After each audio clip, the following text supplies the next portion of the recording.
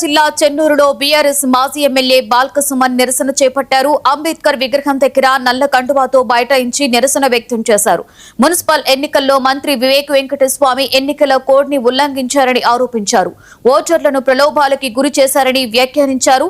అధికారులు కూడా కాంగ్రెస్ నాయకులకు వత్తాసు పలుకుతున్నారని మండిపడ్డారు. ఓటర్లను మభ్యపెట్టడాన్ని బీఆర్ఎస్ కార్యకర్తలు తీవ్రంగా ఖండించారు. మంత్రి వివేక్ పోలీసులు డౌన్ డౌన్ అంటూ నినాదాలు చేశారు.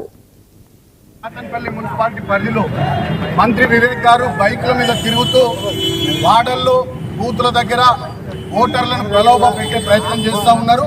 ఇది పూర్తి స్థాయిలో అధికార దుర్వినియోగం, ప్రజాస్వామ్యాన్ని కూని చేస్తూ చెన్నూరు పట్టణంలో కానీ కాటన్పల్లి మున్సిపాలిటీలో కానీ మంత్రి వివేక్ గారు బైకుల మీద తిరుగుతూ ఉన్నారు ఒకవైపు. రెండవ వైపు మంత్రి వివేక్ గారి కారులో నిన్న కాటన్పల్లి మున్సిపాలిటీ పరిధిలో కానీ చెన్నూరు మున్సిపాలిటీ పరిధిలో కానీ ఒక్కొక్క అభ్యర్థికి 15 లక్షల రూపాయలు, అదేవిధంగా 9 రాయల్ స్టాక్ కాటన్ బాటిళ్లు వాళ్ళ ఇండ్ల దగ్గరికి వెళ్ళి నిన్న పంపిణీ కూడా చేయడం జరిగింది. ఆ ఫొటోస్ కూడా మీకు చూపిస్తూ ఉన్నాం.